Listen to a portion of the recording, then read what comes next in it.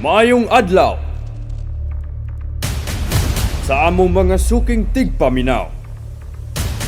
Sa pakiguban ka namo sa programang Ang Balaod ug ang Katawhan. Uban ni Anchorman Attorney Michael Sanchez Zaballero. Mayong udto kaninyong tanan, mayong hapon, no? Balik ta sa to ang pagkuyog sa programang Ang Balaod ug ang Katawhan. Karon, hisgutan na sad ni nato. Mga kabantay, ang teritoryo sa nasod dili lang ni dapat atong ipaagi-agi sa debate. This is already established facts, no? Kung magduha-duha na sa ta, kung mawala na sa ta, dili na sa ta kabalo na unsa ni tablaranag atong gisurrender ang atong gipang-away, no, atong gibarugan nga aspeto sa ato ang teritoryo. Naamanggoy mga news, mga kabantay. Na opinion nga murag andam na lang daw, i-give up na lang ang Kalayaan Island Group. Mga kabantay, sa kanang statement, ako gakurog. Ang ngay ta mahadlok. Senador, ingana ang statement. Yawa good. Nagkurog ang legal community, nagkurog sad ang national security. Og sakto lang sad, mga kabantay. There are repercussions, mga kabantay, no? When a statement like that is made in an avenue such as the Senate. Madunggan na stanan natong mga Pilipino. Madunggan sad na sa ato ang kontra. Mga kabantay, ato sad ning ihisgot, no? The Kalayaan Island Group historically has been claimed as part of the Philippines. Naman ko statement nga, ang kanang Kalayaan Island Group, iizira na taman. And, sa lang tod ka nga storya, mga kabantay, naana siya sulod sa ato ang exclusive economic zone. Atong balikon atong paghisgot aning exclusive economic zone, ha? Kaning exclusive economic zone, mga kabantay, dili jud ni ingon nga atuan ning teritoryo, no? This is not our absolute territory. But, mga kabantay, we have the right to exploit and the resources, the economic resources exclusively. Mo nang gitawag exclusive economic zone. Now, karon mga kabantay, ang kaning Kalayaan Island Group, technically, naani siya sa, ang tunga ni ini, naa sa tumoy-tumoy sa to ang exclusive economic zone.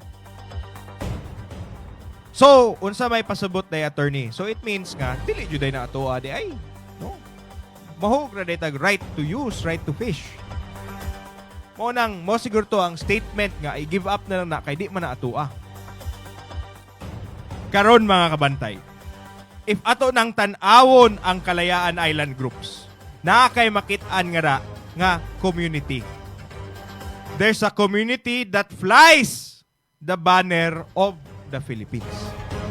A community that falls within the island of Palawan. Naa sila'y komunidad, naa sila'y nasod nga gisubscribe. Gisubscribe sila sa Pilipinas. Naa sila'y eskwelahan, naa sila'y medical facilities, naa sila'y government offices, kanang ilahang municipality, no? Naa sila'y ingana mga kabantay. So there's people, there's a state that they subscribe to, that there's an island group that subscribes that they belong, no? Nagtuo og dapat lang nga naa sila part sa Pilipinas. Mga kabantay, it is rightfully so that we press, that we reinforce our claim in the Kalayaan Island Groups. Mga kabantay, naamanggot tayo, i-compare taniha. Mga kabantay, ato itong i-revise, no? I-review ang ato ang paghisgot aning territorial waters. Kaning mga kabantay, di ba shoreline, no? Kung ang shoreline gani ang tumoy sa kaning mga bus, no? Ang tumoy sa to ang shoreline that starts the extension of the 12 nautical miles that should be part of our national territory, no? Lahi ng territory mga kabantay ha. Kaning say for example ang Lapu-Lapu, ang kaning Lapu-Lapu nga ang shoreline niini from 12 nautical miles thereof that should belong to the Philippines. Now let's put it in this sense. Ang Kalayaan Island Group na tumoy-tumoy sa Palawan, no? Kung Palawan ni nasa unahan sa Palawan. When we fortify our claim towards the Kalayaan Island Group, if ma-establish with it should be already established nga atoa na ang Kalayaan Island Group, ang mahitabo mga kabantay, instead of Palawan 12 nautical miles para mo claim sa Kalayaan Island Group, mahitabo mga kabantay, from Kalayaan Island Group 12 nautical miles is part of our territory. So ang mahitabo mga kabantay, ang whole Kalayaan Island Group should belong to the Philippines. Mo nang dangerous kay ng contention nga i-give up na lang na nato naraman na sa tong easy dili mga kabantay. Daay komunidad sa Kalayaan Island Group. These people should belong to the flag to which it is flying in wherein, no? Nagpalupad sila sa flag sa Pilipinas mga kabantay.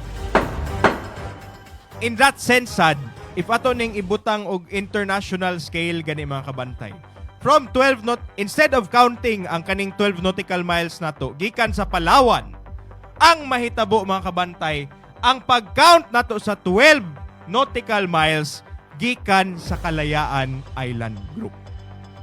Magkadako, magkadaghan ang ato ang claim ni ining distrito sa ato ang kalibutan mga kabantay.